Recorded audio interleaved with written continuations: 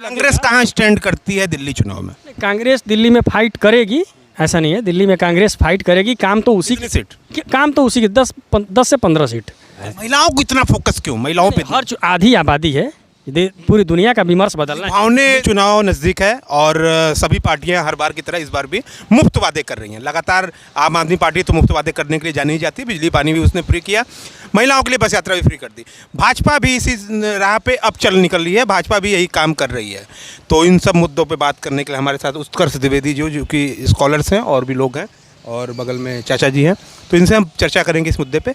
उत्कर्ष द्विवेदी जी, एक बात बताइए, ये मुफ्त वादे अर्थव्यवस्था को कितना नुकसान पहुंचा सकते हैं? चुनाव ही अर्थव्यवस्था को तय करते हैं, और चुनाव भारत में लोकतंत्र का त्यौहार है। हर कोई इसका इंतज़ार करता रहता है, और नेता वादा कर रहे हैं मंचों से माइक लगाकर, तो जनता के लिए यह जो है कि आनंद का विषय है।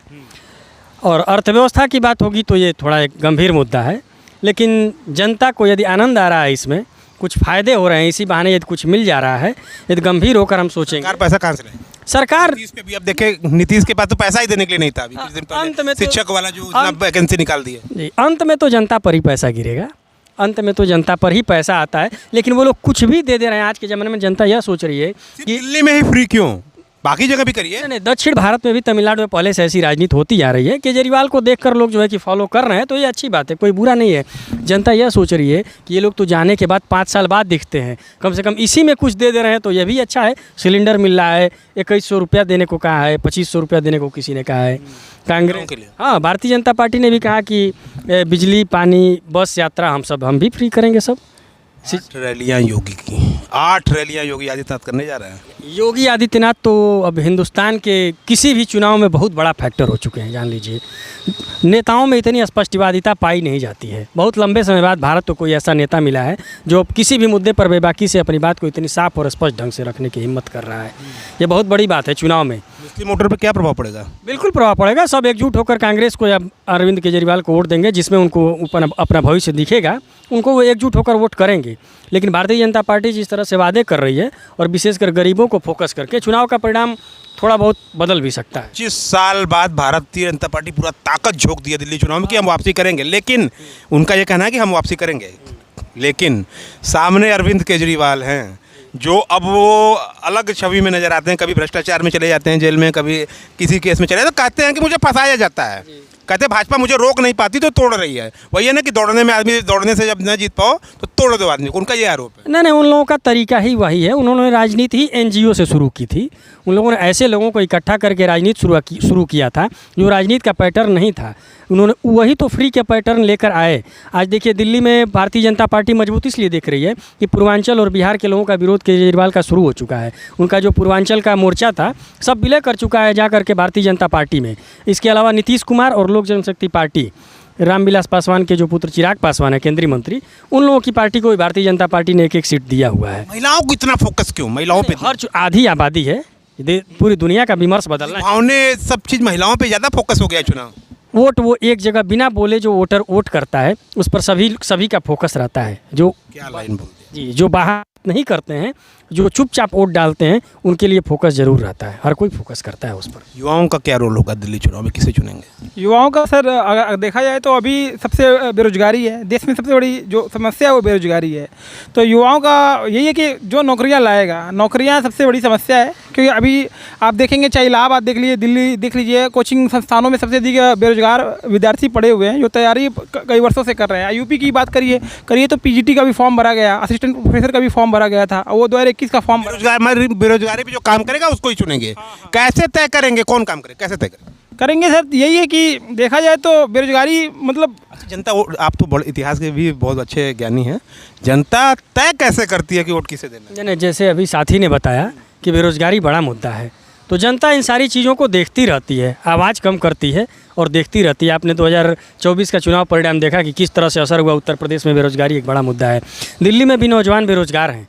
ऐसा नहीं है। दिल्ली के लोग, स्थानीय लोग कह रहे हैं कि बाहरियों का कब्जा हो गया है, और बाहरी कह रहे हैं कि यहाँ आने के बाद हम लोग दिल्ली की इकोनॉमी को और इंफ्रास्ट्रक्चर को खड़ा कर रहे हैं, और हम लोगों को बेसिक सुविधाएं नहीं है। हम लोग झुग्गी में, झोपड़ी में पड़े हुए हैं। राजस्थान, उत्तर प्रदेश और बिहार के लोग जाकर, झारखंड से, उड़ीसा से लोग जाकर बसे हुए हैं। तो बेरोज़गारी बड़ा मुद्दा होगी। उन सभी परिवारों के नौजवान खाली बैठे हैं, सभी छोटी छोटी कंपनियों में काम कर रहे हैं, उनकी तनख्वाह जो है कि 5 अंकों में नहीं है। समाजवादी पार्टी के अखिलेश यादव जी आम आदमी पार्टी को सपोर्ट करना है। अभी गठबंधन में कांग्रेस के साथ ये लोग थे, अब वहाँ आम आदमी पार्टी को सपोर्ट कर रहे हैं, कह रहे हैं कि आम आदमी पार्टी मजबूत है तो हम उनको सपोर्ट कर रहे हैं, यानी कांग्रेस कमजोर है, उनका मानना है। उधर राहुल गांधी अलग आरोप लगा रहे हैं कि दिल्ली में इतनी गंदगी, नाले, इतने सब कुछ है, अलग अलग आरोप लगा रहे हैं।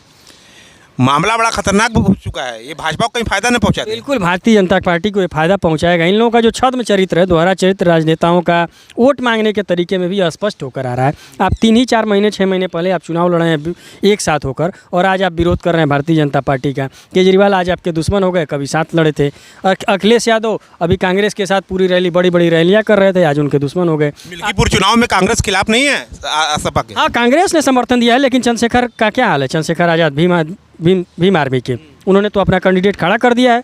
जो समाजवादी पार्टी के विपक्ष का, समाजवादी पार्टी से जिसको टिकट नहीं मिला उसको चंद्रशेखर ने टिकट दिया है, और वो खड़ा होकर लड़ रहा है। तो विपक्ष बिखरा है।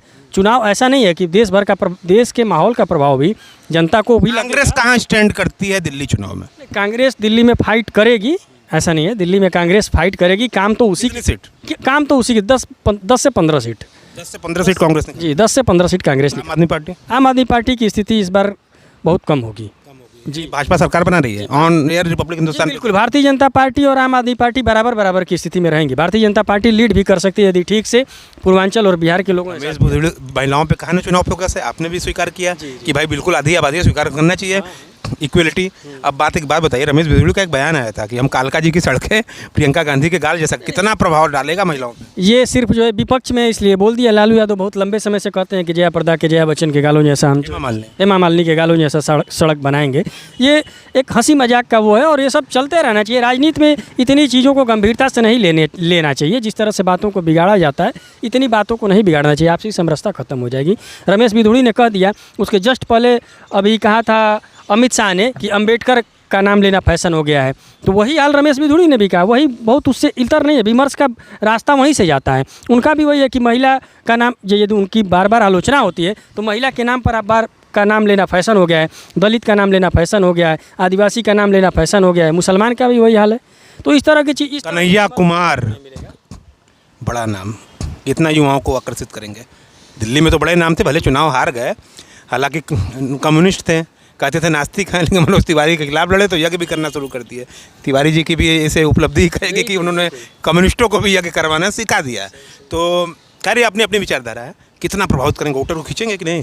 कन्हैया कुमार देखा जाए तो एक विद्यार्थी और बेरोजगारी मतलब युवा साथी हैं, और JNU विश्वविद्यालय से, उन्होंने जवाहरलाल नेहरू विश्वविद्यालय से अपनी PhD कंप्लीट किया। जैसा भी उन पर देशद्रोह के मुकदमे जो भी लगा, लेकिन साबित नहीं हो पाए, वो सब तो चलता रहा। लेकिन ये देखा जाए तो वो युवाओं की आवाज़ कहीं ना कहीं उठाते हैं। और खालिद पे साबित हो गया, उन पे साबित क्यों नहीं? और खालिद तो अंदर है, बेल ही नहीं मिल रही। वही है, अभी चल रहा है वो चीज़, तो कोर्ट है, वो कोर्ट। अवध ओझा कितना बड़ा फैक्टर राजा बनाते हैं। अवध ओझा पता है बने कि नहीं? आप कभी कोशिश किए? अवध ओझा जैसे लोगों को हम लोग सिरे से नकारने वाले लोग हैं। यदि विश्वविद्यालय में खड़े होकर हम अवध ओझा पर विमर्श करते हैं तो विश्वविद्यालय के लिए और विश्वविद्यालय शिक्षा के लिए शर्म की बात। गंज का सीट जहां मनीष सिसोदिया लड़ते थे, इतनी हाई प्रोफाइल सीट मिल गई। ऐसे ही लोगों को केजरीवाल ने खड़ा किया। ये केजरीवाल को नुकसान भी करेगा। बौद्धिक जमात केजरीवाल का साथ छोड़ेगी, और जनता भी यह समझेगी कि आप सीधे जो है कि ऊपर से हेलीकॉप्टर से लेकर प्रत्याशी उतार देंगे, तो ऐसा नहीं, स्थानीय जनता भी नाराज होगी उनके से। हाँ, अवध ओझा के भाषण रील्स की बात अलग है, और वोट में कन्वर्ट होना अलग बात है। अरविंद को नुकसान करेंगे, अरविंद को नुकसान करेंगे। अवध ओझा अरविंद केजरीवाल को फायदा नहीं दिलाने जा रहे हैं, वो नुकसान ही करेंगे। वोट बैंक का प्रभाव, युवा तो कहते हैं कि बहुत सपोर्ट करते हैं, वीडियोस उनके कितने वायरल होते हैं। जैसे अवध ओझा में वीडियोस जाते हैं, जैसे अवध ओझा की पढ़ाई का रिजल्ट IAS में आता है जितना, उतना ही उनको वोट। पढ़ाई का रिजल्ट क्या है? पढ़ाई उसी तरह आता है जैसे अवध ओझा और बाकी यूट्यूबर। दावा मैं IAS बनाता हूँ, राजा तो बना देते हैं भाई साहब, आप बने कि नहीं कभी? नहीं, ऐसे ही दावा ऐसे लोग तमाम यूट्यूबर करते रहते हैं। तो जितना उनके पढ़ाने से IAS बने हैं उतना ही परसेंटेज में वोट भी आएगा उनको। ये तो हमारे साथ उत्कर्ष द्विवेदी जी, जो कि बिरला के स्कॉलर्स हैं और बड़े गंभीर विचारक हैं। राजनीति पे बहुत तगड़ी पकड़ है इनकी। और सबसे बड़ी बात है कि चुनावी समीक्षक भी बहुत अच्छे हैं, इनके आंकड़े गलत होते नहीं हैं। और इनके आंकड़ों में एक चीज़ है कि भारतीय जनता पार्टी के लोग देख रहे हों तो उनके फेवर में कह रहे हैं कि भारतीय जनता पार्टी 25 वर्षों के बाद दिल्ली में सरकार बनाने जा रही है। ये उत्कर्ष द्विवेदी रिपब्लिक हिंदुस्तान एक्सक्लूसिव सबसे पहले इनका दावा है, और इनके आंकड़े गलत होते नहीं हैं। पिछले 5-6 वर्षों से लगातार हमारे शो में आते रहते हैं। तो अब अरविंद केजरीवाल को तय करना है कि उनकी उम्मीदें कितना है और कितना सही होते हैं। उत्कर्ष द्विवेदी, रिपब्लिक हिंदुस्तान के लिए जितेंद्र यादव, धन्यवाद।